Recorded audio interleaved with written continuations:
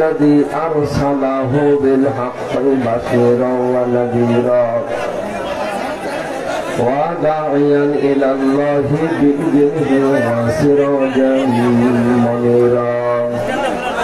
فقد قال الله تعالى في كلامه المجيد وبرهانه التوحيد.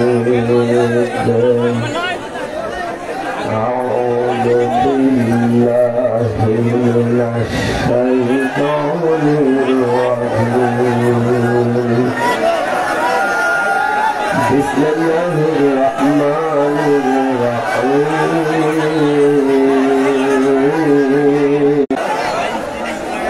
ثم جعلناه نطفة في قرار مكين.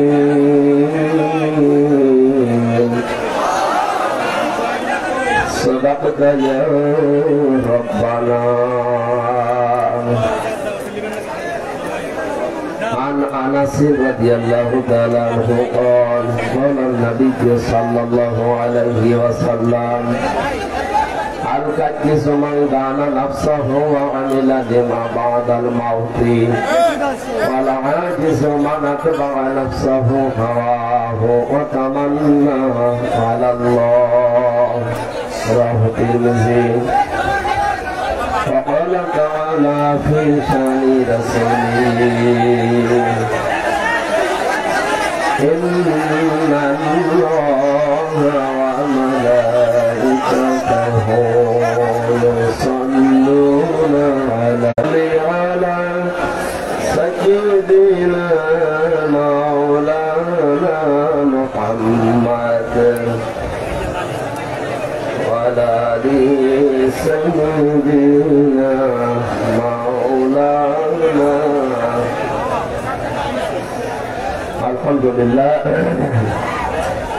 রংপুর জেলার মিঠাপুকুর থানার অন্তর্গত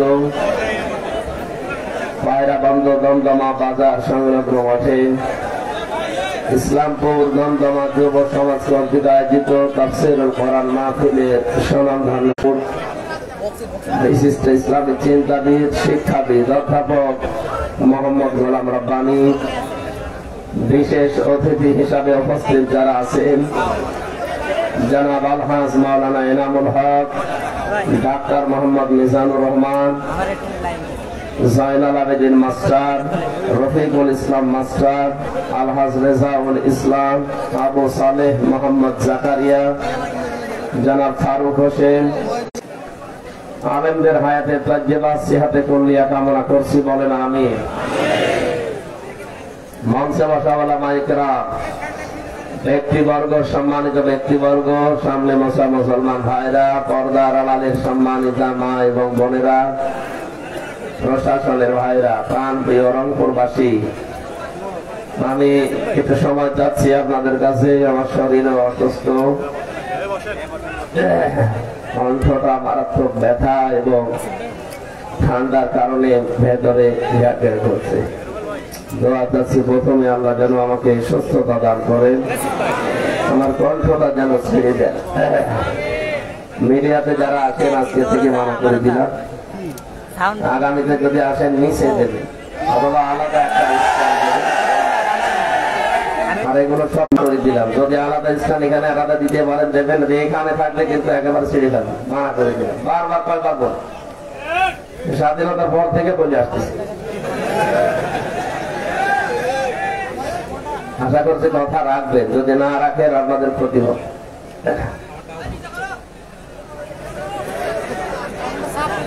দল মত জাতি বর্ণ ধর্ম নির্বিশেষে কোরআনের অনুষ্ঠানে আমরা যে এসেছি, এই প্রচন্ড গরমের ভেতরে বাড়িতে বসে থাকা দুষ্কর হয়ে যাচ্ছে। এরপরও আল্লাহ আমাদেরকে তার কোরআনের মহব্বত অন্তরে ঢেলে দিয়ে এত কষ্ট সহ্য করার তৌফিক দিচ্ছেন, বলেন আলহামদুলিল্লাহ।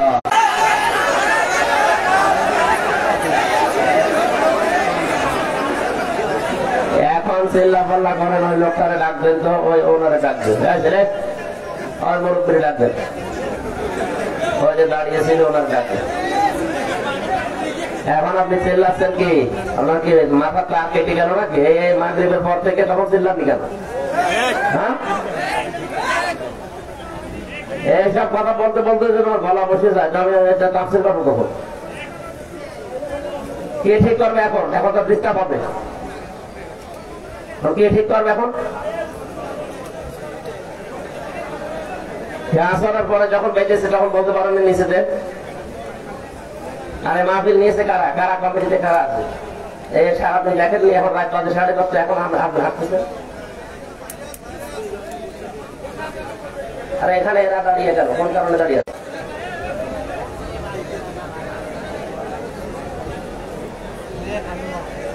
এগুলো ডিস্টার্ব হতে খুঁজে ফেলো, দরকার নেই। খুঁজে বাড়ি নিয়ে চলে যান। এই মাইক ছাড়া কারো মাইক দেবে না।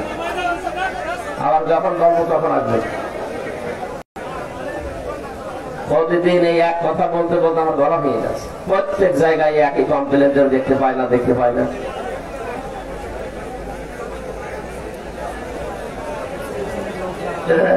এই কথা বন্ধ করেন, কথা বন্ধ করেন। আপনার জায়গা যদি থাকে ফাঁকা ফাঁকা হয়ে বসে। এই গরমে বসা যায়? আমাদের ফ্যানে প্রায় শরীর ঘেমে যাচ্ছে।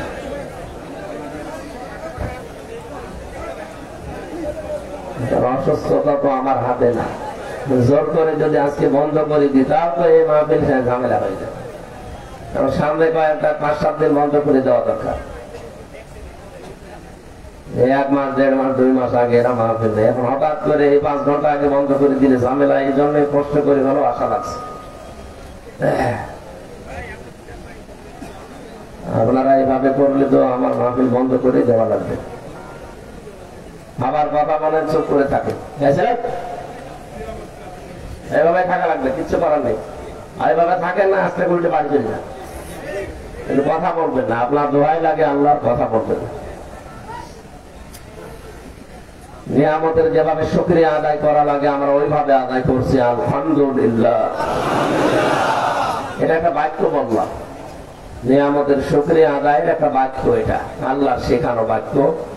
হযরত আদম নবীকে আল্লাহ যেদিন বানিয়েছিলেন তার রূহ দিয়েছিলেন নাক দিয়ে। কে দিয়ে?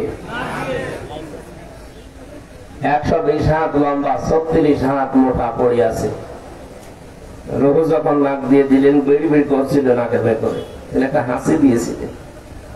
যে মানুষ বানাতে আল্লাহ যে সমস্ত মাটি, কাদা, পানি, আলো, বাতাস এগুলো ব্যবহার করেছিলেন, এগুলো যার শরীরের ভেতরে বিভিন্ন জায়গায় বেঁধেছিল। এই হাসি দেওয়ার কারণে আল্লাহ সব নাক মুখ দিয়ে বের করে দিয়েছিলেন। এই জন্য একবার হাসি দিলে যে উপকার হয়, কমপক্ষে 12,000 টাকা খরচ করলে ওই রকম উপকার পাওয়া যায় শরীরে, মেডিকেলেও যায়। একবার হাসি দিলে যে আনন্দ পাচ্ছেন, যে কষ্ট শরীরের ভেতর থেকে যে জানগুলো আল্লাহ বের করে দিচ্ছে, এই জন্য শুকরিয়া আদায় করার জন্য আমরা আলহামদুলিল্লাহ বলি। কারণ আমাদের আদি পিতা হযরত আদম, তিনি এই হাসি আসার পরে তার মুখ দিয়ে অটোমেটিক বের হয়েছিল আলহামদুলিল্লাহ। আল্লাহ এত বেশি খুশি হয়েছিলেন এই শব্দটা শোনার পর, কারণ তিনি আলহামদুলিল্লাহ বলতে পারতেন। আগে আলিফ লাম দিয়েছেন, নির্দিষ্ট করে দিলেন যত রকমের প্রশংসা হতে পারে দুনিয়া আকাশে, আকাশ আর জমিনে যত জগৎ আল্লাহ বানিয়েছেন, যত প্রশংসা হতে পারে সব আমি আল্লাহর জন্য করলাম। আমার মনে হয় পৃথিবীর মানুষরা যদি এই শব্দটা বোঝে, তাদের আর কিছু করার লাগে না। কোন মানুষের খেদমত, কোন মানুষের ইবাদত, কোন মানুষেরকে শিরিক করা সব দূর হয়ে যাবে শুধু আলহামদুলিল্লাহ শব্দটা বুঝলে। কারণ আমি আর কারো প্রশংসা করতে পারি না যখন আমি আল্লাহর প্রশংসায় সব প্রবেশ করিয়ে দিয়েছি। এ আসতেছে প্রধান অতিথি, এই ট্র্যাডিশনটা বন্ধ করা লাগবে। কোন আলোচক যদি আলোচনা করে আর এই যে সলিমতি কলিমতি যারা আমরা আসি, এই আমাদের জন্য স্লোগান দিয়ে নিয়ে আসা লাগবে। কোথায় পেয়েছে এটা? এখানে কোরআনের আলোচনা হয়, আমি বারবার নিষেধ করি যে আমরা আস্তে করে চুপ করে তুলে দিই। এই কিছু মানুষ আছে আবেগ বাবা আন্দাজে,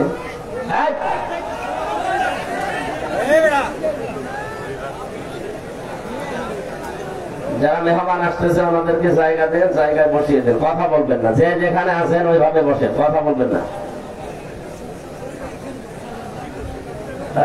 সুবহানাল্লাহ, আলহামদুলিল্লাহ, লা ইলাহা ইল্লাল্লাহ, সুবহানাল্লাহ, আলহামদুলিল্লাহ, লা ইলাহা ইল্লাল্লাহ, সুবহানাল্লাহ, আলহামদুলিল্লাহ। আমি জিকির করছি, আপনারা কি মুখ বুজে বসে আছেন? জিকির করতে পারছেন না? সুবহানাল্লাহ। নাকি এই শব্দগুলো আপনাদের জিকির মনে হয় না? অনেকে তো মনে করেন জিকির মানে যে বিভিন্ন বাবার নামে যেগুলো মাথা তোলা, ইয়ালি বাবা, শাহ আলী বাবা, এটা জিকির।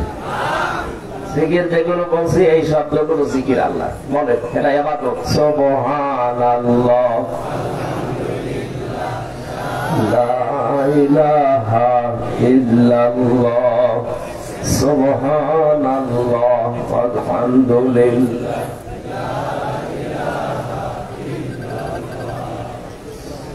লা ইলাহা ইল্লাল্লাহ, মুহাম্মাদুর রাসূলুল্লাহ। রংপুরবাসী আল্লাহ পাক আদম আলাইহিস সালামের এই কথা শোনার পরে খুশি হয়েছিলেন এত বেশি, তিনি আদম নবীর সন্তান কিয়ামত পর্যন্ত যারা আসবে তাদের জন্য এই শব্দটাকে হাসি দেওয়ার পরে যদি কেউ এই শব্দটা বলে, এটা শুধু বলা না, এটা আল্লাহ ওয়াজিব করে দিয়েছেন। বলে সুবহানাল্লাহ। কারণ এত উপকার হচ্ছে এর দ্বারা। শুধু এতটুকুই নাই যে আমার এখন নাক মুখ কান সব জাম হয়ে আছে, একটা হাসি যদি আল্লাহ আমাকে দেয় সব পরিষ্কার হয়ে যাবে। এখানে আশপাশে যদি কেউ থাকে তাদেরকে বলা লাগবে ইয়ারহামুকাল্লাহ। ওর পাশে যে থাকবে তার জন্য একটা একটা করে যত দূর যাবে কানে তত দূর একটা আলাদা করে দোয়া পড়া লাগে। একটাই কারণ, আমাদের আদি পিতা হযরত আদমের প্রতি আল্লাহ এই শব্দটা তার মুখ দিয়ে বের করে তিনি নিজে খুশি হয়েছিলেন। বলেন সুবহানাল্লাহ। নিয়ামত যদি কেউ পায় তার শুকরিয়া আদায়ের বাক্য এইটা আলহামদুলিল্লাহ। কিন্তু শর্ত যদি কেউ আদায় করতে চায় যে নিয়ামত পেয়েছি আমি হক আদায় করব, তিনটা শর্ত তাকে মানা লাগবে। এক নম্বরে তাকে বলা লাগবে যে হ্যাঁ আমি স্বীকার করি এটা নিয়ামত। এটা কোরআন কারীমের আয়োজনে আমরা যারা এসেছি এটা আমাদের জীবনের জন্য যে নিয়ামত আমরা মানি তো। বলেন বলেন যাক্কির, আল্লাহ পাক বলেন আপনি আলোচনা করেন ফাইন্নায যিকরা তানফাউল মুমিনিন, কারণ কোরআনের আলোচনা শুনলে মুমিনদের উপকার হবে। ওয়ালা ইয়াজিদুয যালিমিনা ইল্লা খাসারা, আর জালেম যারা তাদের শুধু ক্ষতি বৃদ্ধি হবে। এটা নিয়ে 15.5 বছরে আমরা দেখতে পেয়েছি মুমিনেরা বহু কষ্ট করে হলেও কোরআনের আলোচনা শুনেছে, আর জালেমরা যত রকমের কষ্ট লাগে সব কষ্ট সহ্য করেও বাধা দিয়েছে। কারণ তারা জানে যে কোরআনের আলোচনায় আমরা যা করি আমাদের জন্য কোন পক্ষের কথা নেই, যা আছে সব আমাদের বিপক্ষের কথা, আমাদের শুধু ক্ষতি বৃদ্ধি হবে। এই জন্যই তো ওরা নিয়ম করে দিয়েছিল পূজা করবেন কোন অনুমতি নেওয়া লাগতো না। কোরআনের বাইরে যত অনুষ্ঠান এই দেশে ছিল কোন অনুমতি নেওয়া লাগে না, আর পুলিশের পাহারা দিত। শুধুমাত্র তাফসীরুল কোরআন মাহফিল এটা যেখানেই লেখা সেই জায়গায় 14 জায়গায় পারমিশন দেওয়া আছে। এটাই শয়তানরা করেছিল খুব কায়দা করে, এখন কায়দা নেই। গোয়েন্দা বিভাগের প্রধান যিনি কয়েকদিন আগে আমাকে জানিয়েছে হুজুর যেখানে যেই ফোর্সে আল্লাহ জানিয়েছে কোরআনের কথা আপনি ওইভাবে জনগণকে শোনাবেন। 56,000 বর্গ মাইলে কোন অনুমতি নেওয়ার প্রয়োজন নেই। যদি কেউ কিছু বলে শুধু নাম বাবার নাম আর গ্রামের নামটা আমার দেবেন, ও ঠ্যাং ভেঙে ফেলবো। আমি বললাম যে স্যার আপনি এতদিন ছিলেন কোথায়? আমার হুজুর আমি নতুন দায়িত্ব পেয়েছি, আমি একজন মুসলমান, বাড়ি এই লালমনিরহাট। নাম বলতে নিষেধ করেছিল, তারপরও বলে ফেললাম এই জেলায় বাড়ি, আপনাদের এলাকার কৃতি সন্তান। আমি মুসলমান, মুসলমানের যে নিয়ম নীতি ওইগুলো পালন করতে হবে। কোন মহারথীর কাছে অনুমতি নেওয়া লাগবে, এই সিস্টেম বাতিল, এদেশে লাগবে না।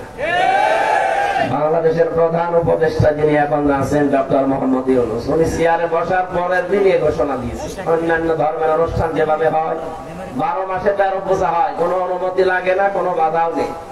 সুতরাং মুসলমান দেশে 96%, তাদের ধর্মের কথাগুলো মানুষ শুনবে, বুঝবে। এখানে আবার অনুমতি কিসের? এই সিস্টেম বানিয়েছিল ওই জালেমরা। ওই জালেমরা একেবারে নিচ থেকে শুরু করে উপর পর্যন্ত। আমি তো 13টা না 14টা জায়গায় দেখতাম নেওয়া লাগে। আগে পাতি নেতা, এবার আরেকটু বড় নেতা, এরপরে মেম্বার, এরপরে চেয়ারম্যান, উপজেলা চেয়ারম্যান, এরপরে এমপি, এরপরে ওসি, এরপরে ডিওনো, এরপরে ডিএসপি আছে, ডিবি আছে, এনএসআই আছে, ডিজিএফআই আছে, গোয়েন্দা বিভাগের আরো আছে, সিআইডি, 27টা গোয়েন্দা বিভাগ আছে, সব রিপোর্ট দেবে। কি আমরা করছি এখানে? কি জেনাবা বিচারের কারখানা করা হয়? জেনাবা বিচার যেন বন্ধ হয় সেই কথা এখানে শোনানো হয়।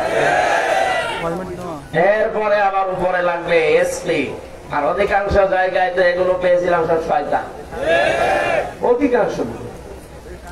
আমার বাংলাদেশের মনে হয় এই 64 জেলার প্রায় 35 থেকে 40টা জেলার এসপি অনুমতি দিত না, বলে না হবে না। কেন হবে না? কোনো কারণ নেই। আমি কোরআনে কারিমে প্রচার যে মাধ্যমগুলোর আয়াত আছে এগুলো তাফসীর পড়তে গিয়ে পেয়েছি বিশ্ব নবীকে ওরা কোরআন প্রচারে বাধা দিত 3টা কারণে। কয় কারণে? বলেন বলেন। 1 নম্বরে কারণ হচ্ছে এমনি, হ্যাঁ কোন কারণ এমনি। এখন যদি বলেন মানে এমনি, মানে হ্যাঁ এমনি। আমি যদি আছে দাড়ি পাকা মুরব্বি দেখে বলি যে রাজাকার, উনি যদি বলেন কেন বললেন এমনি, এই কারণে, কারণ আমার হাতে মাইক আছে, আমার হাতে এখন পাওয়ার আছে। আমি চেয়ারে বসে আছি না, যে যখন চেয়ারে থাকে সে তখন গিয়ারে থাকে। 15 বছরে গিয়ারে ছিল না, আল্লাহ একবারে হাওয়া দিয়েছে, ছেড়ে যা। যাদের উপরে উঠেছিল একবারে অত নিচে নেমে গেছে। ওরা মনে মনে ভাবতো আল্লাহ মনে হয় এই নিয়ামত, এই ক্ষমতা, এই প্রভাব প্রতিপত্তি আমাদেরকে ভালোবেসে দিয়েছে। হ্যাঁ, কোরআনে কারিমে আল্লাহ জানিয়েছেন সূরা আলে ইমরান 168 নম্বর আয়াত। আপনারা আছেন তো?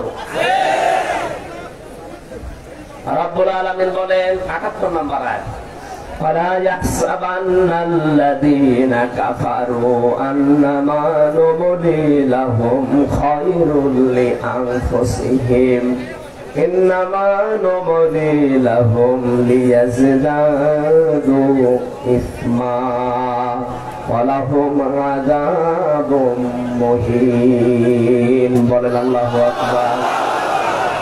হে নবী, কাফেররা ধারণা করেন তাদেরকে যে চেয়ার আল্লাহ দিয়েছেন ক্ষমতার, তাদের যে টাকা পয়সা, প্রভাব প্রতিপত্তি, এগুলো মনে হয় তাদের ভালোবেসে দিয়েছে।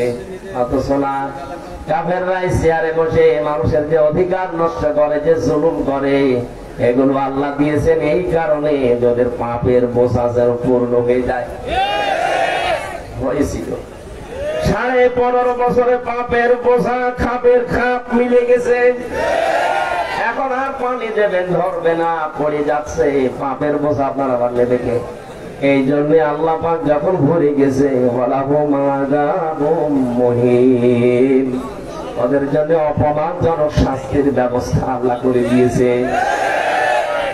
এত অপমান সে 850 বছর আগে একজন পালিয়েছিল, লক্ষণ সেন, আর ওর বোন পালাবে হয়েছে 2024 সালের 5 আগস্ট। পাপি নেতা থেকে শুরু করে এসে পালিয়েছে সে পর্যন্ত। এদেশের কোন জায়গায় যদি এসে বলে যে আমি অমুক দলের লোক, মানুষ পিটিয়ে মেরে ফেলবে। এটা হচ্ছে আযাবুল মুহিন, তাদের জন্য অপমানজনক শাস্তি। এটা যতগুলো মানুষ আছে তাদেরকে আল্লাহ এত অপমান করেছেন, আমি শুধু কালামানিককে নিয়ে ভাবি আল্লাহ ওর পিসিটা উড়ে গেল। মাঝে মাঝে আল্লাহকে বলি, আল্লাহ তুমি যদি জীবনে আর কিছু না দেখাও, 15.5 বছরের অত্যাচার সহ্য করার সব আমি মিটিয়ে ফেলেছি, শুধু কালামানিকের এই পিসি ওরা দিকে আর কিছু লাগবে না। তাহলে বলছিলাম কি, পৃথিবীতে আমরা নবীজির কোরআন প্রচারে বাধা যারা দিয়েছিল, তাফসীর বলছে 3টা কারণে। তার 1 নাম্বার কারণ হচ্ছে এমনি কোনো কারণ ছিল না। কারণ আবু জাহেলের হাতে রাষ্ট্রীয় ক্ষমতা ছিল, তার হাতে পাওয়ার ছিল, চেয়ার ছিল, তার হাতে ঘোষণা দেওয়ার মতো ওই সময়ের যেটা স্যাটেলাইট, ওই সময় যারা কোরআনে কারীম প্রচার করার জন্য নবীজি যেমন ব্যবহার করেছিলেন লাল কাপড়।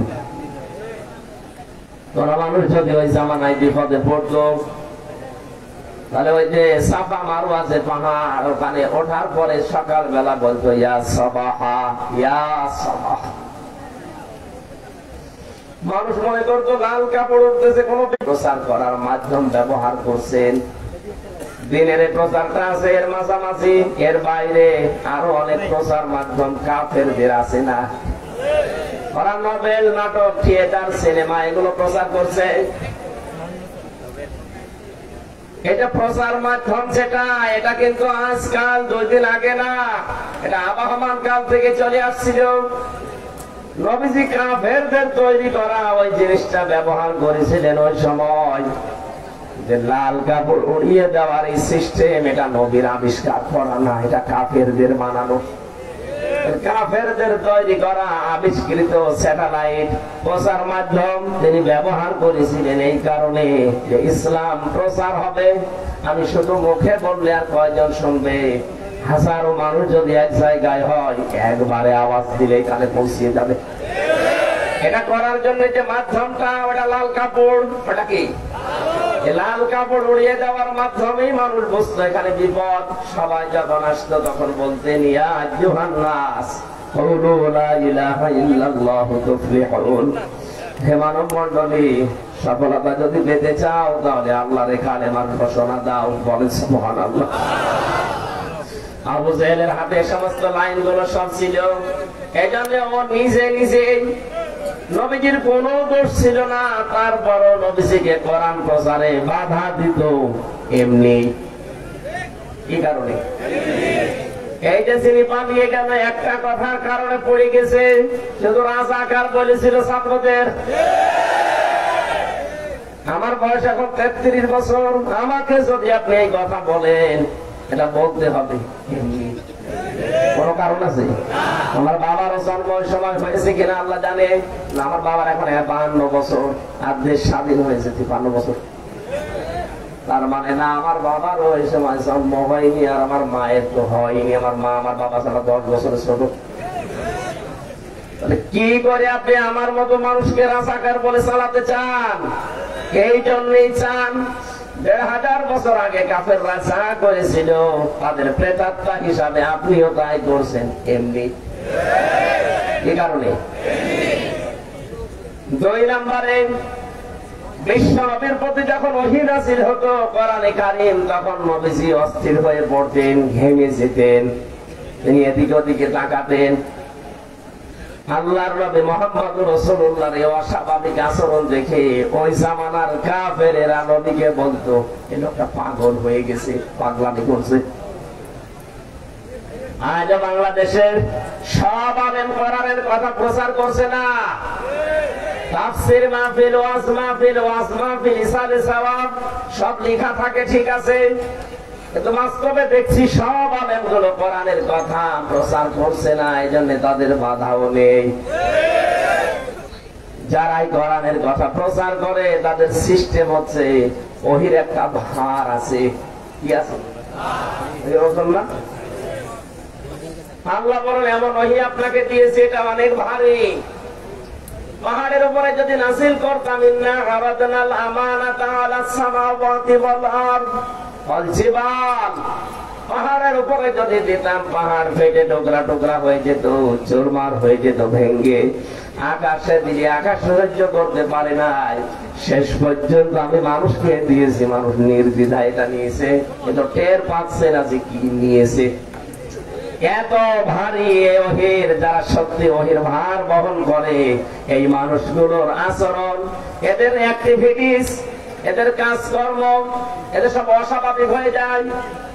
ওই মানুষগুলোকে দেখে তখন দেশের যারা মুনাফিক, কাফের, মুশরিক, ওপরে মুসলমান, ভেতরে নষ্ট, এই মানুষগুলো তখন বলে পাগলামি করছে, দেশে হুজুর আর নেই, এর এত কথা বলার দরকার কি? এরকম কথা দেশে বলে না। আমার রিমান্ডে 10 দিনের, আমার মনে হয় 10 দিনে এক প্রশ্নটা করেছিল একবার, প্রতিদিন নিয়ে এসে এই প্রশ্ন করতো যে দেশে কি আর হুজুর নেই, আপনার এত কথা বলার দরকার কি? আমি যখন বলেছিলাম দেখেন আমি চা পড়েছি, এটা যদি আমি দুনিয়ার কোন স্বার্থ পেয়ে ওই আলেমদের মতো গোপন করে রাখি, তাহলে আমি জাহান্নামের আগুন খাওয়ার শামিল। ইন্নাল্লাযীনা ইয়াকতুমুনা মা আনজালাল্লাহু মিনাল কিতাব ওয়া ইয়াশতারুনা বিহি সামানান কলিলা উলাইকা মা ইয়াকুলুনা ফি বুতুনিহিম ইল্লান নার। সূরা বাকারার 174 নম্বর আয়াতে আল্লাহ জানিয়েছেন, এই পৃথিবীর ময়দানে নিশ্চয় যে যারা কোরআনের কথাগুলো জানার পরে দুনিয়ার কোন স্বার্থ পেয়ে গোপন করে দেয়, এ যেন জাহান্নামের আগুন পেটে ঢোকায়। কারণ কোরআন গোপন করলে সবচাইতে বেশি খুশি হয় ইহুদিরা। কারা? বলেন। এরপরে মুশরিকরা। এই যে দুনিয়ায় এই দুইটা জাতি মুসলমানদের ভয়ঙ্কর শত্রু। লাতাজিদান্না আশাদ্দান নাসি আদাওয়াতান লিল্লাযীনা আমানুল ইয়াহুদা ওয়াল্লাযীনা আশরাকু। হে নবী, আপনি ভয়ঙ্কর শত্রু হিসাবে দুইটা দলকে কাজ করতে দেখবেন দুনিয়ায়, একটা ইহুদি আর একটা মুশরিক। তাম পৃথিবীর 257টা রাষ্ট্র এখন পৃথিবীতে, 228টা আমি জানতাম 23 সালের থেকে 20 সালের দিকে। ওখান থেকে জাতিসংঘের বাইরে আমাজনের পর যে সমস্ত রাষ্ট্রগুলো এখন স্বীকৃতি এখনো পায়নি, স্বীকৃতি অস্বীকৃতি মিলে এখন দেশে পৃথিবীতে রাষ্ট্রের সংখ্যা 257টা। প্রাণের পাখি গায়ে বানা জানাজা অনুষ্ঠিত হয়েছে। আপনি মনে চান তো দেখি বাংলাদেশে জানাজা হয় কিনা দেখবো। কথা বলেন দেখা। জাতিসংঘের অন্তর্ভুক্ত 195টা রাষ্ট্রের 151টা রাষ্ট্রের এটা রিপোর্ট আল জাজিরা। অথচ বাংলাদেশে তার জন্ম, এদেশে 50টা বছর কোরআন প্রচার করেছে, সেই লোকটার জানাজা ঢাকার মুখেও পড়তে দেয়নি।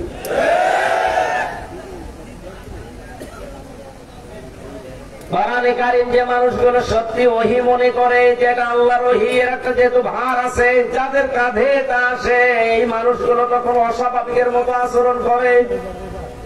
এদের মাঝে মাঝে চোখ বন্ধ হয়ে যায়, এরা ঘেমে যায়, এরা অস্থির হয়ে পড়ে। তখন এই দেশের মুনাফিক যারা, ইহুদি, খ্রিস্টান, বৌদ্ধ, মুশরিক যারা, তারা মনে করে লোকটা পাগলামি করছে। তাহলে নবীকে কোরআন প্রচার করতে গিয়ে পাগল বলেছিল 2 নম্বরে, কারণ তার অস্থিরতা দেখে। 3 নম্বরে, আজকে যদি এই মিঠা পুকুরে কোন একটা মাজার থাকে, মানুষ যদি ওখানে যে সেজদা দেয়, মাহফিলের দিনে প্রধান অতিথি অধ্যাপক গোলাম রব্বানী সাহেব, মনে করেন আপনার মসজিদের ইমাম, জোহরের নামাজ আদায় করে উনি যদি বলেন মুসল্লিরা চলো আজকে এই মাজার ভেঙে ফেলা হবে, কারণ এখানে আল্লাহর বিরুদ্ধে অবস্থান নিয়েছে, শিরিক হচ্ছে, এরকম মাজার দেশে নেই। সারা বাংলাদেশের যতগুলো মাজার, অধিকাংশ জায়গায় শিরিকের আর জেনার কারখানা। গোপনে জেনা করলে হয় প্রকাশ্যে করে, হয় হাতের জেনা, নাই চোখের জেনা, নাই মনের জেনা, আর নিচেরটা তো আছে। এবার বোঝায় না। আপনি যদি দেখতে চান যান মাজার গুলোতে, বাকি আল্লাহ বিরোধী কাজ যেটা ডাল, বাবা, গাঁজা অপেনে চলে। এই জন্য দেশের হক্কানি আলেমরা জানিয়েছে কোন বাজারের দরকার নেই, সব মিশিয়ে দাও মাটির সাথে। ভাঙ্গা আরম্ভ হয়েছিল, অনেক চটালা দেখলাম বলছে না জীবন দিয়ে দেব। আরে শয়তান, আল্লাহ পাক সবচেয়ে বেশি ঘৃণা করে দুই প্রকার মানুষকে, শাস্তি তাদেরকে ডবল ডবল দেবে। তার এক নম্বরে যারা দুনিয়ায় মাজারের খাদেম।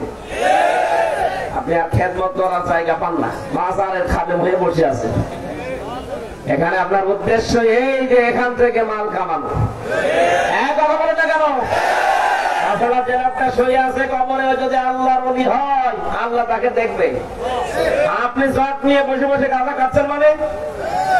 রাষ্ট্রের দায়িত্বে যারা আছে, বিশেষ করে ধর্ম মন্ত্রণালয়ে যিনি আছেন এখন ডক্টর আফাম খালিদ সাহেব স্যারকে আমরা আহ্বান জানাবো, এদেশে যত মাজার আছে সবগুলো রাষ্ট্রের আন্ডারে নিয়ে নেন।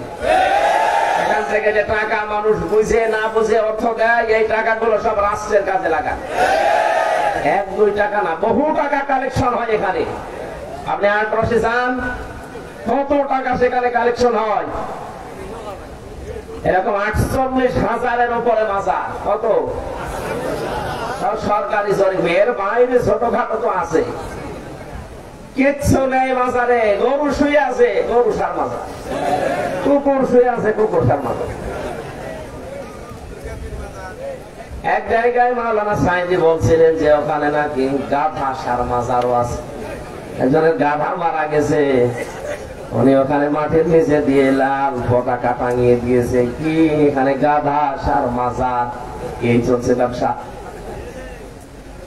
গোলাম রাব্বানী সাহেব উনি নামাজের পরে বলছে না, এটা আর হতে দেওয়া যাবে না, এই শিরক বন্ধ করা লাগবে। মুসল্লি যারা আছেন সবাই আমার সাথে চলেন। আমার মনে হয় আমার মতো 5 ওয়াক্ত নামাজ পড়া মুসল্লি পর্যন্ত বলবে হুজুর দিনকাল ভালো না। আপনার কথা কি? যে যা করছে করুক, লা ইলাহা ইল্লাল্লাহ। আপনি নামাজ পড়াচ্ছেন, এইটাই তো যথেষ্ট। আবার মাজার ভাঙার দরকার কি? করুক, এ কথা বলবে না? এরপরে উনি যদি বলেন না, আপনারা কেউ যদি না যান আমি একা যাব, দেখবে ওনার পেছনে একটা লোক নেই। আল্লাহর নবী ওই সময় দেখলেন সারা পৃথিবী একদিকে আর উনি একদিকে। কেউ মাজার পূজা, কেউ দরগা পূজা, কেউ দুর্গা পূজা, কেউ আগুন পূজা, কেউ পাথর পূজা, কেউ বাতাস পূজা, কেউ মাছ পূজা নিয়ে ব্যস্ত। নবীজি বললেন আমি একটাও মানি না। কেউ যদি আমার এই প্রতিবাদের সাথে না থাকো আমি একাই যাব। লা ইলাহা ইল্লাল্লাহ। তাহলে নবীজি কোরআন প্রচার করতে গিয়ে 3 নম্বরে বাধার যে কারণ পেয়েছিলেন, তারা বলেছিলেন লোকটা বেশি বসে। 1000 বছর পরে আজ অনেক বাতিলরা অনেক আলেমকে বলছে বেশি বসে। ওদের 5 গোলামি করেন। হ্যাঁ, সে আপনার কাছে আলেম, এই জন্য ফরিদউদ্দিন মাসুদকে ওরা আলেম বলে, এই জন্য ওরা রুহুল আমিনকে আলেম বলে। এরা যদি আলেম হয় তাহলে দেশে জালেম কারা? আমার যতটুকু বাস্তবতায় জ্ঞান আছে, যে 2 জনের নাম বললাম, তামাম বাংলাদেশ না তামাম পৃথিবীতে এখন এই 2 জন আলেম নামের বড় জালেম। এলাকা মসজিদের ভেতরে ইমামতি দখল করতে গিয়ে মারামারি করতে পারে, ও আলেম থাকে কোন কায়দায়? জ্ঞান থাক। পাকিস্তানে পড়ে আসুক আর সৌদি আরবে পড়ে আসুক, জাহেল।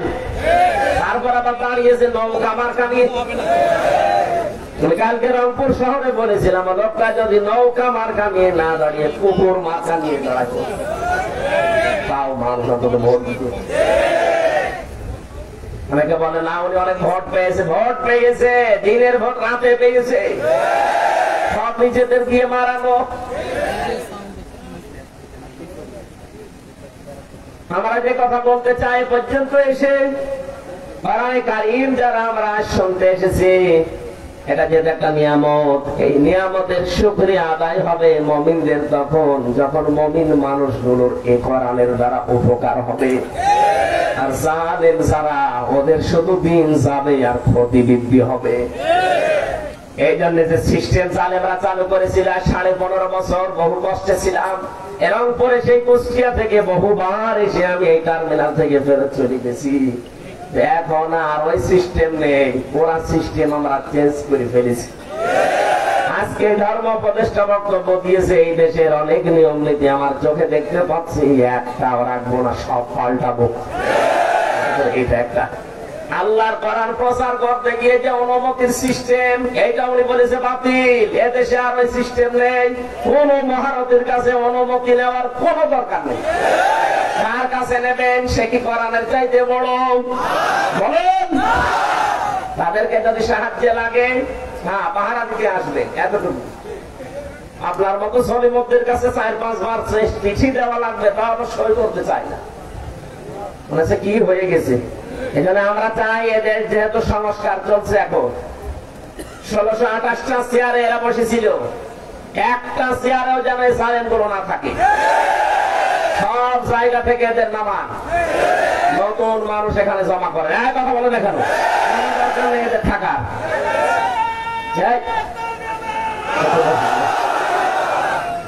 1473 জন মানুষ মারা গেছে 5 তারিখের আগে। আজকের রিপোর্ট 2780 জনের উপরে হাসপাতালের বেডে কাতরাচ্ছে। এখনো পর্যন্ত আবু সাইদের রক্তের দাগ মনে হয় কবরে শোকায়নি। এর ভেতরে অনেক সালেমরা পায়তারা করছে যে আমি চট করে চলে আসবো। আসেন, আপনাকে চট করে আসবে, চট করে আমরা আয়না ঘরে ঢুকে। 113টা মামলা, হত্যা মামলা, গুমের মামলা, খুনের মামলা, 113টা। বাকি তো মামা পাচার করা মামলা আছে। এক একটা মামলায় যদি 1 বছর করেও জেল হয়, আমার যে মামলা দিয়েছিল, এক মামলায় যদি রায় দিত সর্বোচ্চ 3 মাস জেল হইতো, কারণ আমার সন্দেহ ভালো ধরেছে। আর আপনি তো একেবারে প্রমাণিত।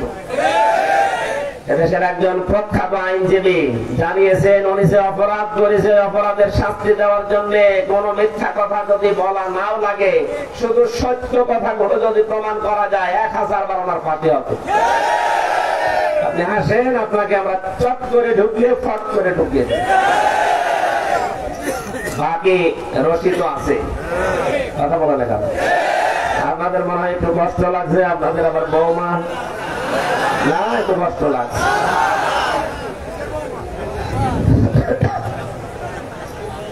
নিয়ামতের প্রথম শুকরিয়া আদায় হবে কি করে? আলহামদুলিল্লাহ, এটা স্বীকার করা যে হ্যাঁ, আজকের এই অনুষ্ঠান, কোরআনের অনুষ্ঠান, এটা নিয়ামত। আপনি মানেন তো? 2 নম্বরে মনের ভেতরে একটা শান্তি পাবেন, এটা আমি পাচ্ছি। 5 তারিখের পর থেকে আমি আরো বেশি পাচ্ছি। কথা বলেন না কেন? 3 নম্বরে, যখন যেইটা যেই কারণে এই দেশ স্বাধীন হয়েছে, ওই কারণটা সামনে নিয়ে আসা লাগবে। আর সমন্বয়কদের কথা শুনছেন না? প্রধান সমন্বয়কদের ভেতরে একজন ঢাকা বিশ্ববিদ্যালয়ের শিবিরের সভাপতি। টের পাচ্ছেন কোন জায়গা থেকে কি হয়েছে? সাদিক কায়ুম ভাই। সুতরাং এই মানুষগুলো চট্টগ্রামের বিশ্ববিদ্যালয় শিবিরের সেক্রেটারি, উনি ওই এলাকার সমন্বয়ক। সুতরাং যারা আছে, আমার মনে হয় সবগুলোর বক্তব্য সামনে একই হবে যে এই দেশ আল্লাহর কোরআন দিয়ে আমরা চালাতে চাই।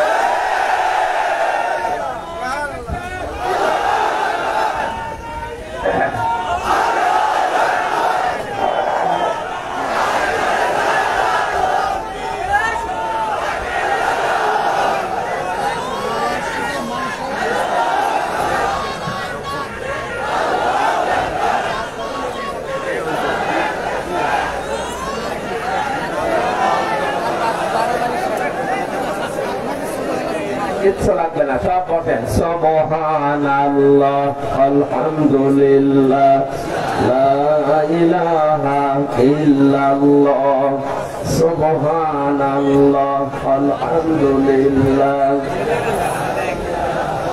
লা ইলাহা ইল্লাল্লাহ।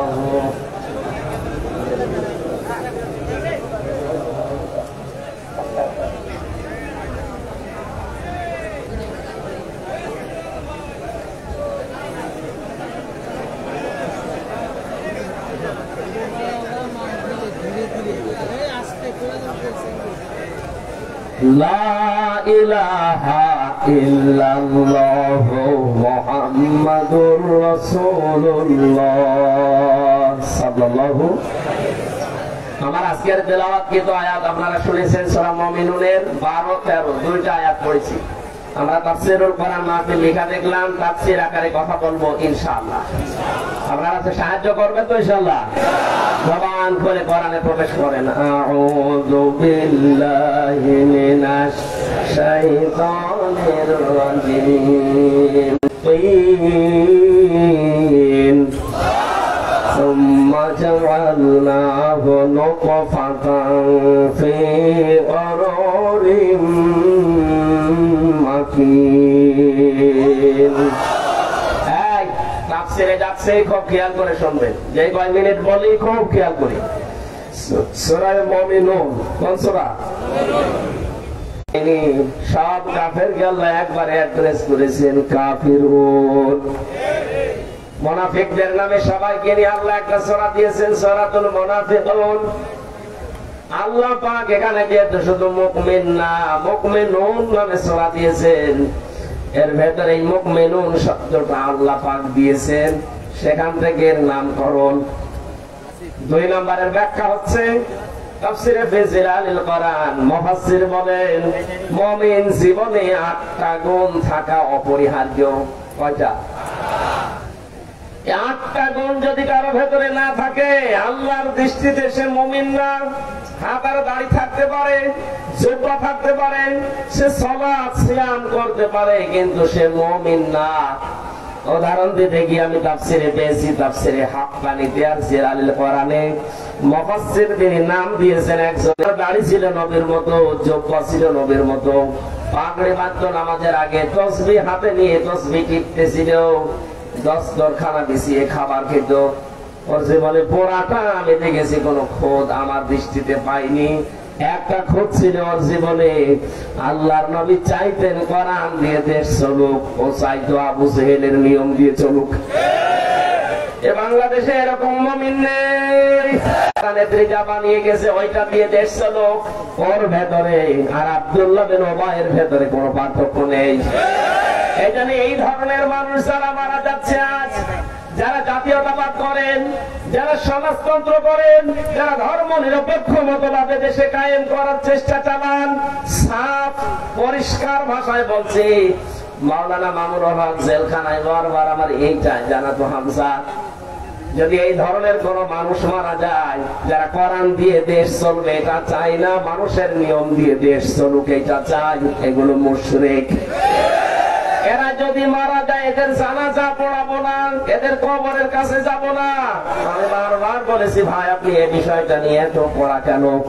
কোরআনের আয়াত তিনি আমার শোনাতেন, ওয়ালা তুসাল্লি আলা আহাদিম মিনহুম মাতা আবাদা ওয়ালা তাকুম আলা কবরি ইলা আখিরি আয়াত। সূরা মুনাফিক তাওবার 84 নম্বর আয়াত। হে নবী, এই চরিত্রের মানুষ যদি মারা যায়, যারা সব আপনার মেনে নিয়েছে, শুধু রাষ্ট্র চলবে কোরআন দিয়ে, এটা যারা মানতে পারে না, এরা হচ্ছে মুনাফিক। এই মানুষগুলো মারা গেলে শুধু এ আব্দুল্লাহ বিন উবাই না, আল্লাহ এখানে হোম দিয়েছেন। কে দিয়েছেন? সেটা খেয়াল করেন। আল্লাহ পাক কি আব্দুল্লাহ বিন উবাইয়ের নাম জানতেন না? বলেন না কেন? ওনার নামটা দিলেন না কেন? বছর আগে মসজিদে নববীতে 23 জন মানুষ নিয়ে নবীজি বসা ছিলেন। এই লোকটার ছেলে এসে বসেছিল, ইয়া রাসূলুল্লাহ, আমার বাবা মারা গেছে, আপনি জানাজা পড়ান আর গায়ের জামাটা দেন, কাফন বানান। নবীজি কাপড় খুলে দিয়েছিলেন, জানাজার জন্য যাবেন। হযরতে ওমর বসা ছিলেন, বললেন, হে নবী আপনি যাবেন না? 22 জন সাহাবী দাঁড়িয়ে গিয়েছিলেন। নবীজি বললেন, ওমর আমার জামা ছেড়ে দাও, আল্লাহ আমাকে এখনো নিষেধ করেনি জানাজা পড়তে। হযরতে ওমরের কথা হাইলাইট করে তিনি গেলেন। কাতার সোজা হয়ে গেছে, এটা ইবনে কাসিরে আছে। কাতার সোজা করে নবীজি দাঁড়ালেন তার লাশটা নিয়ে, গায়ে নবীজি জামা দেওয়া, নিজে ইমামতি করবেন। 3টা কাতার হয়ে গেছে। সঙ্গে সঙ্গে জিবরাইল এসে বলে, হে নবী, এর জানাজার নামাজ আপনার পড়ানোর দরকার নেই। জানাজা না, এর জন্য নামাজ তো পড়বেনই না, এর কবরের পাশে দাঁড়াবেন না।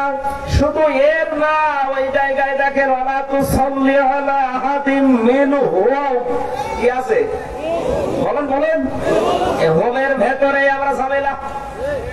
আমাদের যাদের চরিত্র এরকম যে আমরা নামাজ পড়বো, রোজা করবো, যাকাত দেবো, হজ করবো, সব আল্লাহর বিধান মতো, আর রাষ্ট্র চালাবো ভারতের আর আমেরিকার কথা মতো, তাদের মারা গেলে জানাজা নেই, খবর নেই।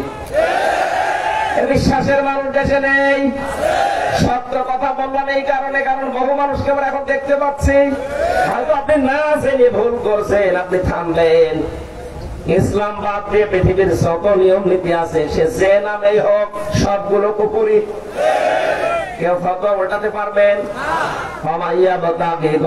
ইসলামী দীনান ফালা ইউকবালা মিন। দুনিয়াতে ইসলাম বাদ দিয়ে কোন তন্ত্র মন্ত্র দিয়ে আল্লাহকে আপনি রাজি করাতে পারবেন না। ফালা ইউকবালা মিনহু। ফালান আছে, ইউকবালা এটা মুসারে বর্তমান, ভবিষ্যৎ, প্রেজেন্ট, ফিউচার। এখন হচ্ছে না, ভবিষ্যৎ বলতে কিয়ামত পর্যন্ত হবে না।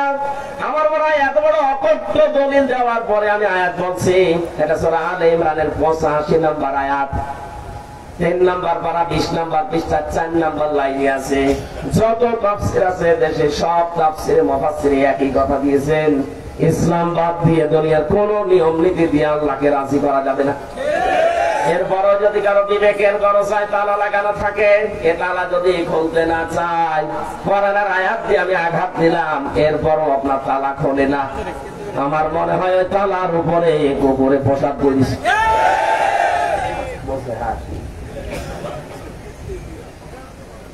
এই কথাটা একটু ভেবে চিন্তে বলতে পারছি। এর চাইতে আর বড় দলিল দুনিয়ায় আছে? আমার আর নিচেন আমার সম্ভব থেকে 8টা গুণ দরকার সূরা মুমিনুনের ভেতরে আল্লাহ দিয়েছেন। এই গুণগুলো আমি সহ যারা এসেছি, আল্লাহ আমাদেরকে বাস্তব জীবনে অর্জন করার তৌফিক যেন দান করেন, বলেন আমিন। আজকের 12 এবং 13 নম্বর আয়াতে আমরা যাচ্ছি। আল্লাহ পাক বলেন, লাকাদ খালাকনাল ইনসানা মিন সুলালাতিন মিন তিন। অবশ্যই আমি আল্লাহ মানুষ বানিয়েছি মাটির নির্যাস থেকে। এবার আসেন তো আসল কথা, এই মানুষ বানিয়েছে কে? কি দিয়ে? মাটির নির্যাস। এই যে মিন তিন, এই শব্দের 3টা ব্যাখ্যা হতে পারে। 1 নম্বরে আমরা যে মানুষ মাটির তৈরি, তার প্রথম প্রমাণ আমাদের যিনি আদি পিতা হযরত আদম, আদি মাতা হযরত হাওয়া, তাদেরকে আল্লাহ বানিয়েছেন আগুন দিয়ে। কি দিয়ে? বলেন বলেন। হযরত আদমকে আল্লাহ বানিয়েছেন মাটি দিয়ে। আজরাইল এই পৃথিবীতে এসে এক থাবা দিয়ে মাটি নিয়েছিল 40 মণ। এটা তাফসীরে হাক্কানিতে আছে। 40 মণ মাটি নিয়ে ফেরেশতাদের হাত দিয়ে আকৃতিটা বানিয়েছিলেন। এই যে বডিটা 36 হাত মোটা ছিল, 120 হাত লম্বা ছিল। প্রথম বললাম আল্লাহ নিজের রূহ দিলেন নাক দিয়ে। বিশাল দেহ পড়েছিল, এখনো মুখ, এই যে চেহারাটা, এটা আমার আল্লাহ এখনো বানাননি, শুধু বডি বানিয়েছে ফেরেশতারা। রব্বুল আলামিন বলেন, আমি নিজে আমার দায়িত্বে আমার মন মতো করে মানুষের এই চেহারাটা আমি নিজে বানিয়েছি। এই জন্য কাউকে বলতে নেই যে তোর মুখে লাথি দেবো, কারণ মুখটা বানিয়েছে কে? আরো জোরে বলেন। অনেক মেয়েরা রাগ হয়ে গেলে ছেলেকে মেয়েকে গালি দেয় যে তোর মুখে লাথি দেবো। কথা বলে দেখেন, আজকে থেকে তওবা করেন, এই কথা আর বলবেন না, কারণ মুখটা বানিয়েছে কে? 18,000 মাখলুকাত আমরা নাম শুনি, এর চাইতেও বেশি আছে, হাজার হাজার মাখলুকাত আছে আল্লাহ। যত মাখলুকাতের পরিচয় আমরা জানি, যারা জানি না, সব চাইতে সুন্দর করে আল্লাহ বানিয়েছেন এই মুখটা। লাকাদ খালাকনাল ইনসানা ফি আহসানি তাকওয়িম সুম্মা রাদাদনাহু আসফালা সাফিলিন। অবশ্যই আমি মানুষের আকৃতি পৃথিবীর সব কিছুর তুলনায় সুন্দর বানিয়েছি। আহসান এতে তাফসীর দিয়েছেন, এত সুন্দর আর কোন সৃষ্টি নেই।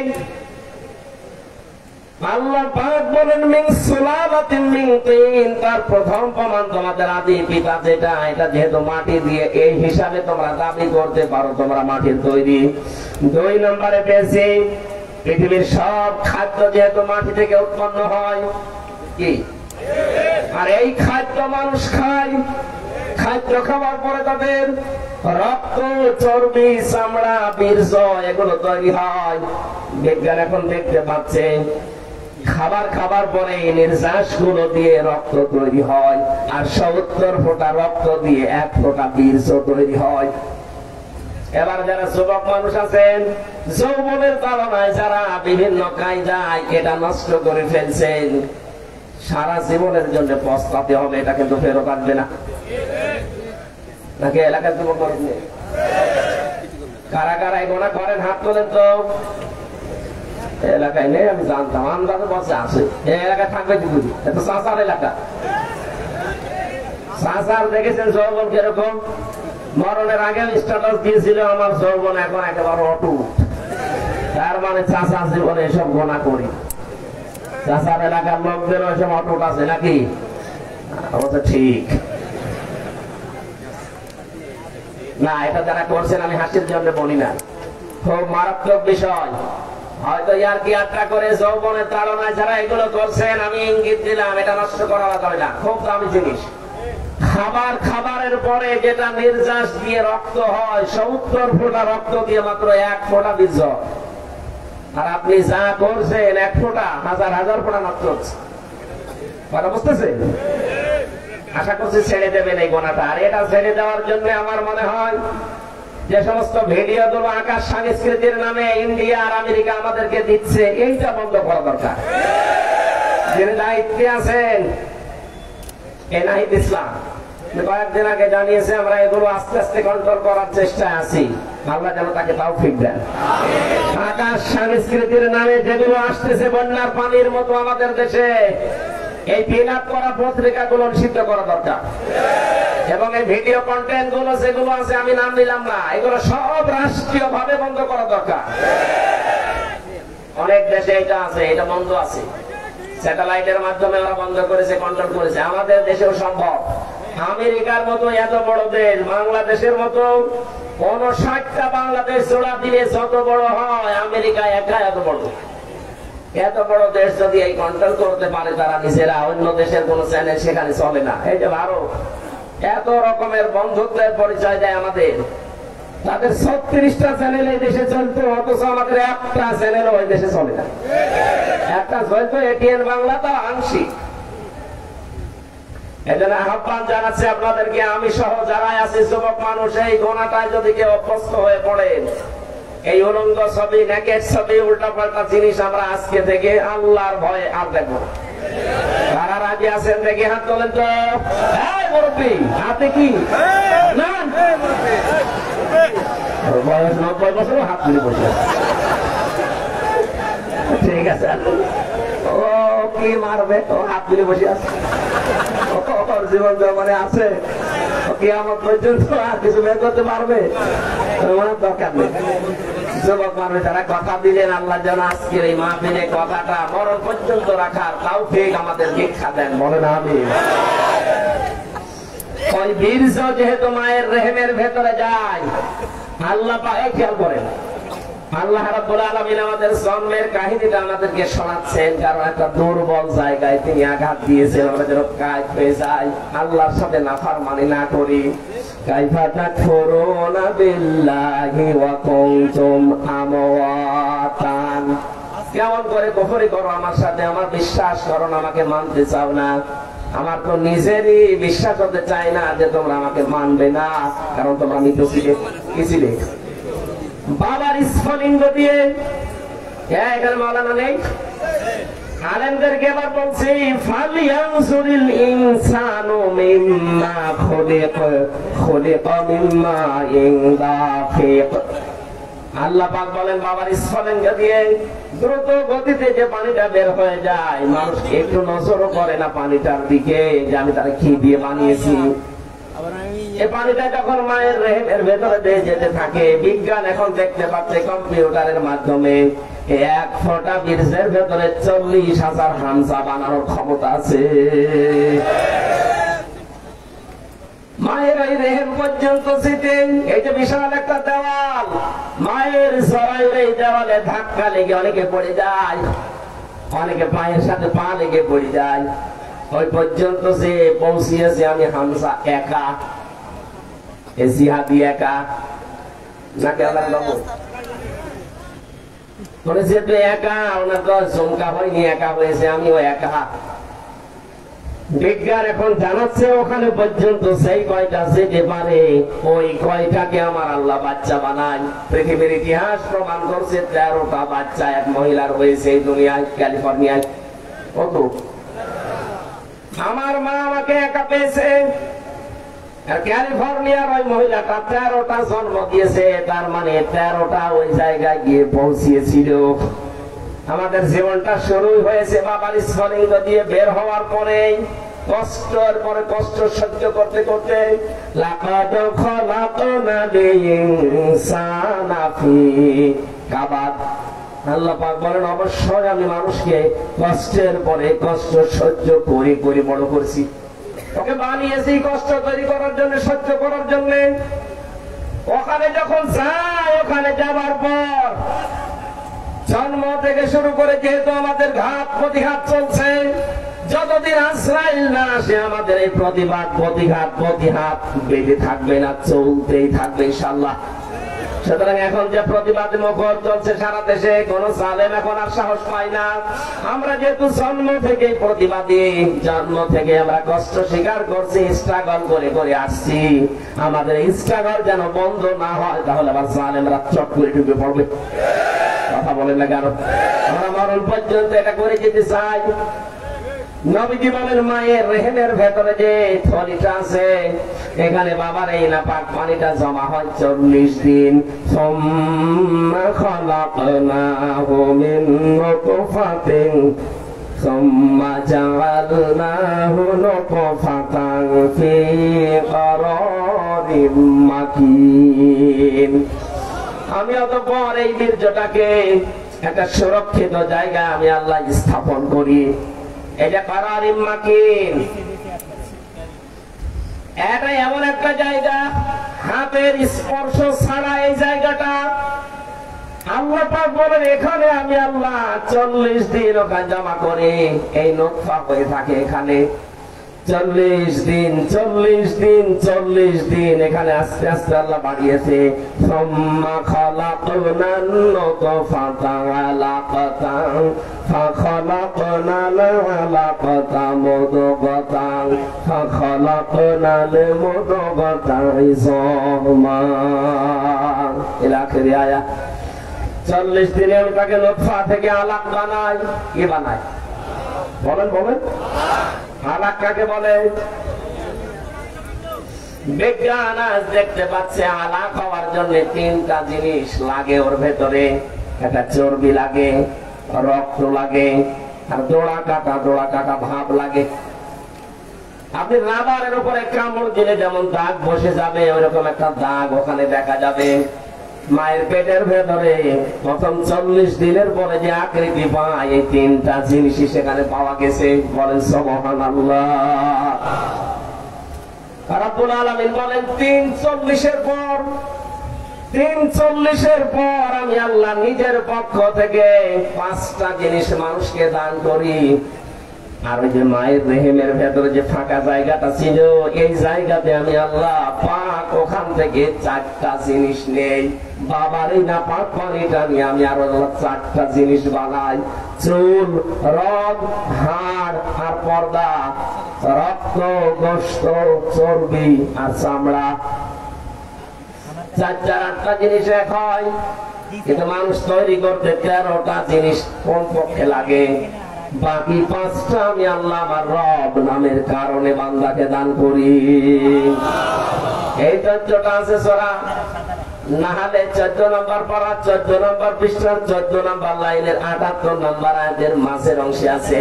ওয়াজাআলা লাকুমুস সামাওয়া ওয়াল আবসারা ওয়াল আফইদা ইলা আখির আয়াত।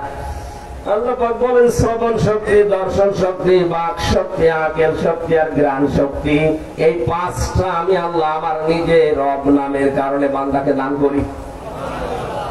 8, 5, 13টা জিনিস যখন এক হয়ে যায় তখন ফেরেশতারা আমারে জিজ্ঞাসা করে এর বানাবো কি? সিদ্ধান্ত দেয় হামসা কে? আপনারা জেগে আছেন তো? কে দেয়? ওয়াল্লাযী ইউসাউবিরুকুম ফিল আরহামি কাইফা ইয়াশা। এই সে আল্লাহ যিনি মায়ের রহমের ভেতরে তোমাদের আকৃতিটা বানায়। এই যে ছেলে দেবেন না মেয়ে দেবেন এটা দুনিয়ার কারো দায়িত্বে নেই, এটা শুধু আল্লাহর দায়িত্বে। বলেন আল্লাহু আকবার। এখান থেকে প্রমাণ হয় ছেলে হোক মেয়ে হোক সিদ্ধান্ত যেহেতু আল্লাহর। আপনি যেটা চাচ্ছিলেন ওইটা যদি না হওয়ার পরে স্ত্রীর উপরে রাগ করেন, এ রাগটা আপনার বড় উপরে না, রাগটা কার উপরে? আল্লাহর কোন সিদ্ধান্ত যদি কেউ মেনে না নেয়, রাগ করে, ওর ইমানের ভেতরে সমস্যা হবে না? এখানে ছেলে হোক মেয়ে হোক রাগ করা যাবে না। আমি নিজেকেও নিজে ওয়াজ করছি, কারণ আমার 2টা মেয়ে আছে, আর একটা হবে শুনছি, ওইটাও মেয়ে হোক। চেয়েছিলাম ছেলে আল্লাহ দেয়নি, তার উপর আমি খুশি আছি। সুস্থ হলে যথেষ্ট। কথা বলে না কেন? যা হোক আমার আল্লাহ যদি ভালোবেসে, নবীর এই হাদিস আমার মাঝে মাঝে মনে পড়ে। বিশ্ব নবী বলেন যার 3টা মেয়ে আছে তাকে যদি 11টা শিক্ষা দিতে পারে, কয়টা? বলেন বলেন। এখানে যারা আছেন মেয়ের বাবা, ছেলের বাবা, 1 নম্বরে নবীজি তিরমিজি শরীফের হাদিস, হওয়ার পরে ছেলে হোক মেয়ে হোক তার ডান কানে বাম কানে আযান আর একামত দেওয়া লাগবে। বাবা মা যারা আছেন তারা এটা মিলাবেন, আপনি করছেন কিনা। 2 নম্বরে তার একটা সুন্দর অর্থবোধক নাম রাখবেন। আমার বড়টার নাম হচ্ছে মাওয়া জান্নাত, পরেরটার নাম ফারিহা জান্নাত। যেটা আসবে যদি মেয়ে আল্লাহ দেয় বলবো হাফসা জান্নাত। ছেলের নাম একটা ঠিক করে যেটা তো হবে না।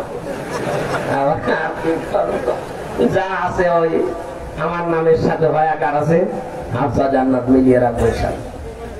অর্থবোধক একটা নাম রাখবেন। কিয়ামতের দিন কিছু আল্লাহ যখন না পাবেন, নামের ওসিলায় হলো মাফ করে দেবেন। হাদিস শোনার পরে নাকি যিনি পালিয়েছে উনি চিন্তা করছে আমার নাম তো সুন্দরী। হাসিনা মানে সুন্দরী। হাসিনা মানে কি?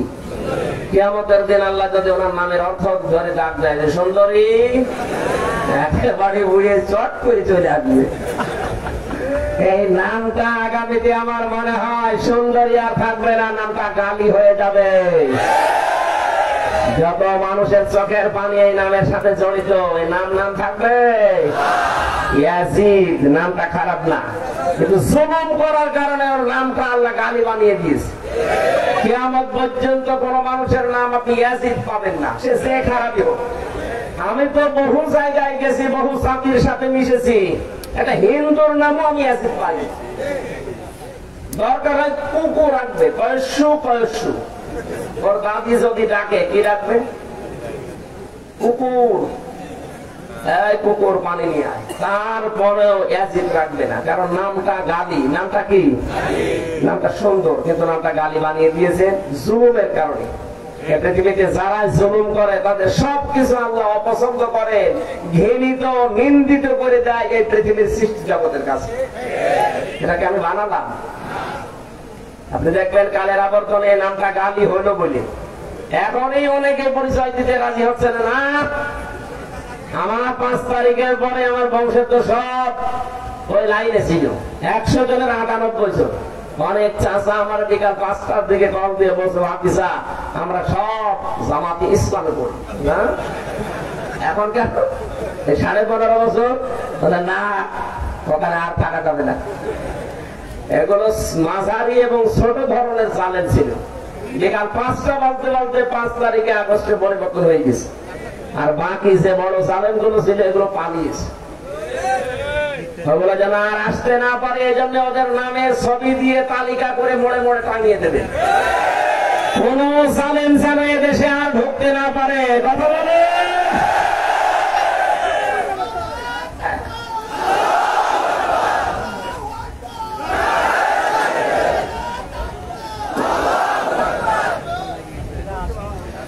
রংপুরবাসী এরপরে পেয়েছি আপনি যদি সমর্থ রাখেন অবশ্যই অবশ্যই অবশ্যই তার আকিকা করবেন। অনেকের বাবা বিদেশে আছে, ছেলে জন্ম নিয়েছে, হয়তো জন্ম দিয়ে চলে গিয়েছিল, সময় পায়নি, বাইরে থেকে মোবাইলে জানতে দেয় যে ছেলে হয়েছে মেয়ে হয়েছে, এখন আকিকা দেওয়া লাগবে। বলে না, বাবা যখন আসবে তখন দেবেন না, এটা নিয়ম না। এটা 7 দিনে দেওয়া সুন্নাত। একটা সুন্নাতকে যদি আপনি জিন্দা করতে পারেন 100 গলা কাটা সহিত সওয়াব পাবেন। আকিকা দেওয়া 7 দিনে সুন্নাত, বাবা থাকা সুন্নাত না। আর বুঝতেছে আকিকা দেওয়া কি? বাবা উপস্থিত থাকা না। আমি মনে হয় বোঝাতে পারি। এদিকে দেখা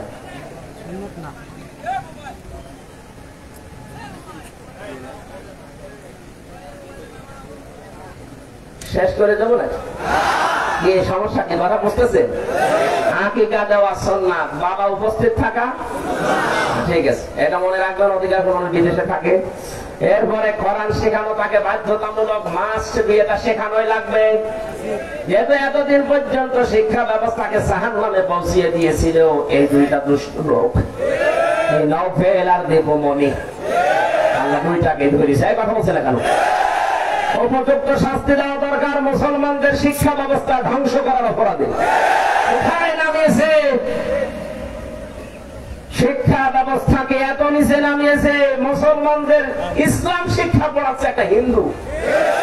এই যে সুনামগঞ্জের সামলায় কোথায় নেমেছিল বলেন তো? এই জন্য আমরা যখন এখন আবার ফেরত পাচ্ছি, ধর্ম উপদেষ্টা আবারও জানিয়েছে যে আমরা আবার আগের গুলো সব ফেরত আনতে চাই। নবীজির হেরা গুহার কাহিনী ছিল না, গাড়ে সোরের কাহিনী ছিল না, বলুন বলুন, ওইগুলো নিয়ে আসেন, আমরা ওইগুলো আমাদের বাচ্চাদেরকে পড়াতে চাই। আমি চিন্তিত আছি আমাদের বাচ্চাদেরকে নিয়ে এতদিন, কিন্তু এখন চিন্তাটা আস্তে আস্তে কেটে যাচ্ছে ইনশাল্লাহ। এরপরে তাকে 10 বছরে নামাজের তাকিদ দেবেন। এর আগে যদি নামাজ এমনি এমনি পড়তে যায়, ভালো অভ্যাস করে, না পড়লে অসুবিধা নেই, কিন্তু 10 বছরের পরে যদি মাইক ধরে করা লাগে, মারাও যায় যাচ্ছে, কিন্তু নামাজ পড়তে হবে। আপনি আদর করে বলবেন না আর একটু বড় হোক, আর একটু বড় হতে হতে যখন একেবারে হয়ে যাবে তখন পিটানিতেও কাজ হবে না। গান যদি কেউ বাঁকা করে এভাবে লাগিয়ে 10 বছর পরে বলে আমি সবাই মিলে মিঠা পুকুরে সোজা করবো, আপনি বাঁকা হয়ে যাবেন, ওটা সোজা হবে? এই জন্য 10 বছরে নবীজি নির্দেশ দিয়েছেন, এর ভেতরে কারণ আছে। এরপরে পেয়েছি তাকে ঘোড়া চালানো, তীর চালানো, সাঁতার শেখা, এগুলো তাকে শিক্ষা দেওয়া লাগবে। এগুলোর মানে কি? তাকে ছোটবেলা থেকেই কষ্ট সহিষ্ণু করে গড়ে তোলেন, ননের পুতুল করে গড়ে তুলবেন না। আপনি হক করে মারা গেলে ও যেন দুনিয়ার এই কঠিন অবস্থায় নিজেকে মানিয়ে নিতে পারে। কথা বুঝতেছেন? তাকে কর্মজীবন তৈরি করে দেওয়া লাগবে হালাল। কি? আমাকে জেলে রিমান্ডে এক হিন্দু অফিসার ছিল, দেবদাস। এই লোকটা মাঝে মাঝে রাতের বেলা আসতো, রাত 12টার সময়, একেবারে 6টার সময় যেত, সারা রাত বসে পাহারা দিত।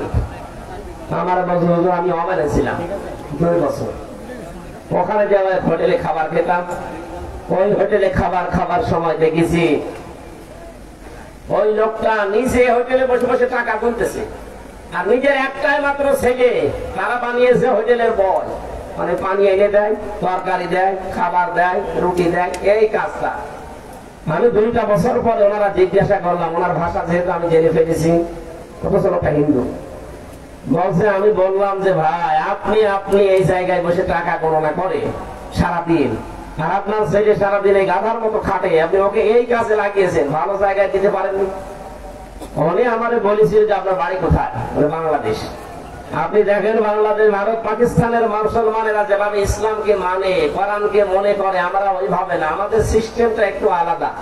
কোরআনে কারীম আমাকে 1500 বছর আগে জানিয়েছে, ইয়া আইয়ুহাল্লাযীনা আমানু ইন্না মিন আজওয়াজিকুম ওয়া আওলাদিকুম আদুওয়াল লাকুম ফাহদারুহু ইলা আখির আয়াত।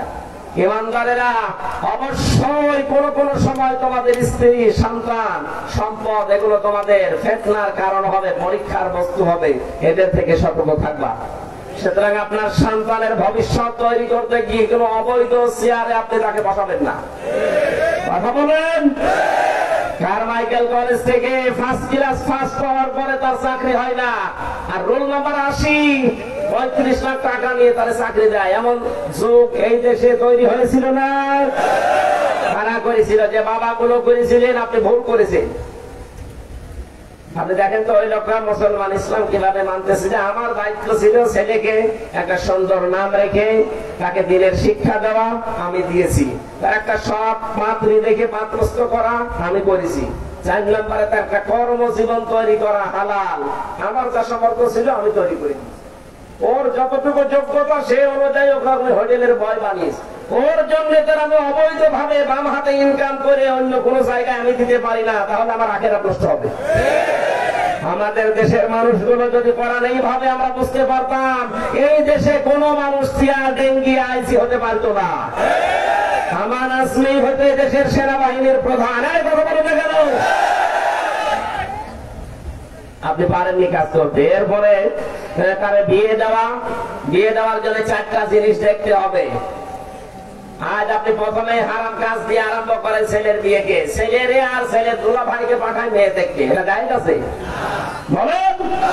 এমনকি বিয়ের আগে আপনার ওই মেয়েটাকে দেখা যাচ্ছে, আর দুলা ভাই যে আগে দেখবে, এরপরে ছেলে একটু হালকা তাকায় না, বলে ঠিক আছে। বিয়ে কি দুলা ভাই করবেন আপনি বলেন?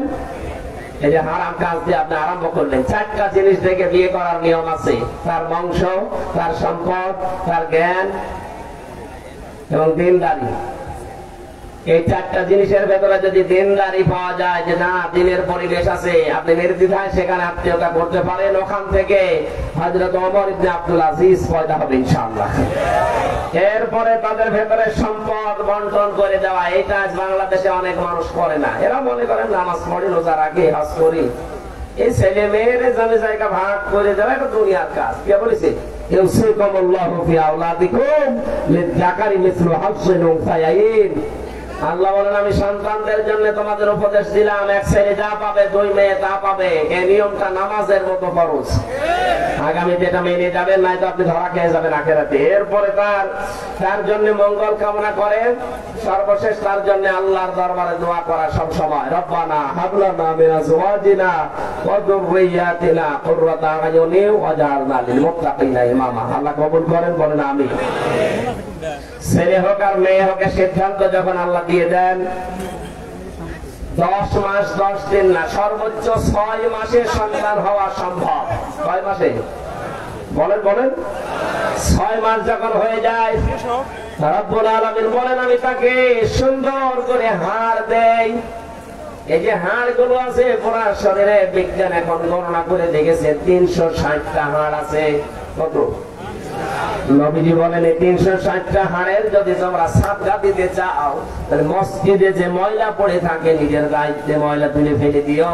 রাস্তায় যদি কোনো কাটা, কোনো কষ্টদায়ক জিনিস থাকে, তুলে ফেলে দিও। এই 360টা হাড় বা জয়েন্টের সাদগা আদায় হবে। আমরা মনে করি মসজিদের ময়লা পরিষ্কার করার জন্য শুধু খাদেম আর মুয়াজ্জিন আর আমরা লাটসাদ। না, আপনার তো সাদগা করা লাগবে। এটা সাদগা টাকা দিয়ে হয় না, এটা সাদগা মসজিদ পরিষ্কার হয়, আর রাস্তার কষ্টদায়ক বস্তু তুলে ফেলে দেওয়ার মাধ্যমে আদায় হয়। বলেন আমিন।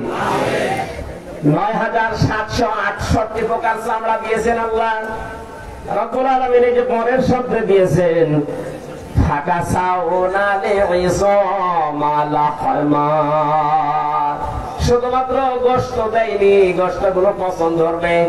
আগলা হয়ে থাকলে খারাপ দেখা যাবে। জানেন ৯৭৬৮ প্রকার চামড়া আমি আল্লাহ পুরা শরীর দিয়ে ঢেকে দিয়েছি। এক এক জায়গার চামড়া এক এক রকম।